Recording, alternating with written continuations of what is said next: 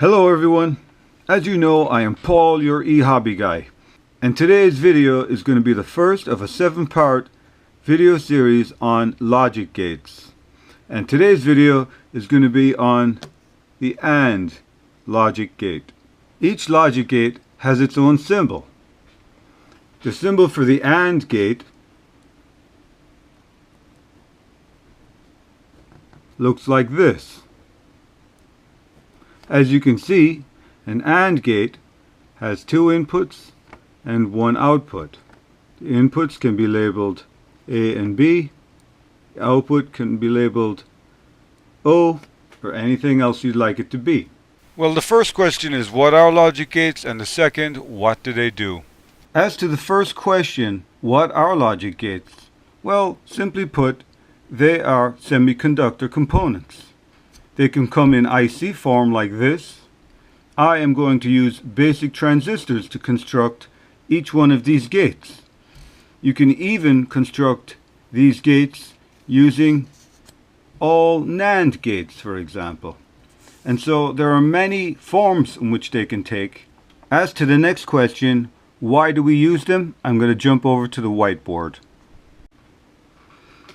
Simply stated, logic gates are used to make decisions. In programming, if-then statements are used to make logical decisions at the software level. If you have very few or very simple decisions to make, we use logic gates in electronics. We can combine different logic gates together to make more complicated decisions. This if-then statement is a good example of explaining what a logic gate does. If certain conditions exist, and they are true, then produce one or more outputs.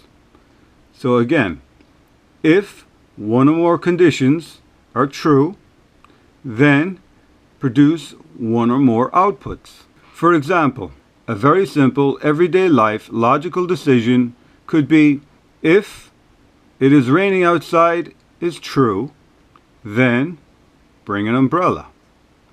Another example would be, if it is raining outside and there is thunder and lightning, then close all the windows and doors and do not go outside. At the electronic level, an example of a logical decision would be, if a soda can is in place, then pour soda into the can. Another example of an electronic logical decision would be, in a thermostat, if the temperature is below 70 degrees Fahrenheit, then turn on the air conditioning.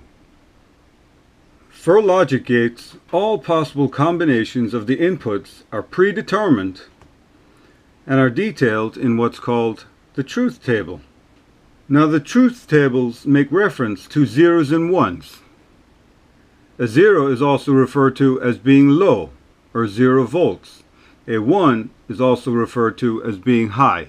5 volts DC is what is most commonly used in digital logic, but other voltages can be used, as long as they fall within the specifications for the components that are being used. This is the truth table for the AND gate. So let's just walk through this truth table really quickly to get an understanding of what it is. This tells me that if points A and B, the inputs of the logic gate, the AND gate, are low, or 0 volts, the output will be 0 volts. If point B is 5 volts, or a logical high, and point A is low, or of 0 volts, we will still have no change. It will be 0 volts on the output.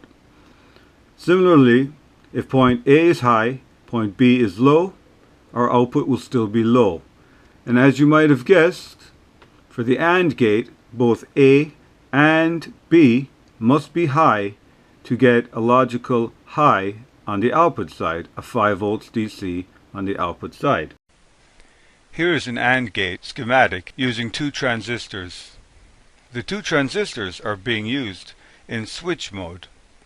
And so if we apply a 5 volt high signal here to point A, we in essence close the switch allowing the voltage to come through. If we allow A to be low and B to be high, this switch becomes opened and this becomes closed. However, there will be no input voltage on transistor B here, because this as a switch will be open.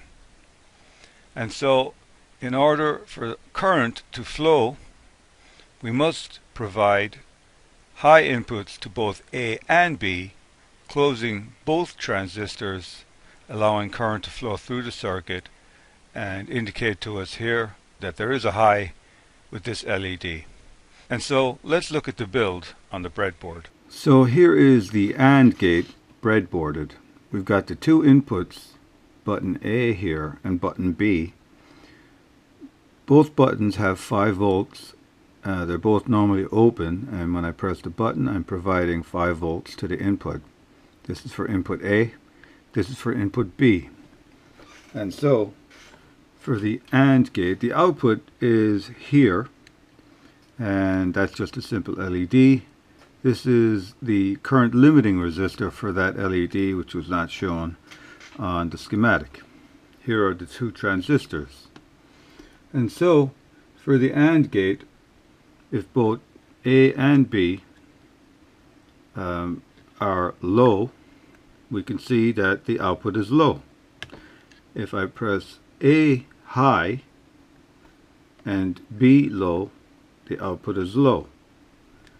If I put A low and B high, the output is still low.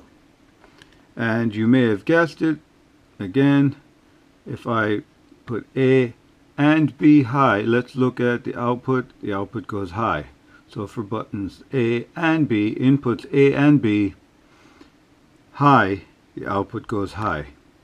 And so for all combinations in the truth table, all combinations of inputs create a low output, with the exception of both A and B going high. This matches the truth table exactly. And so everyone, that concludes today's video on the AND logic gate. Remember that there are 6 more in this series coming very shortly. Please rate this video up, subscribe to my channel, follow me and share on social media. Thank you for taking the time to watch. Leave any relevant comments down below. See you next time.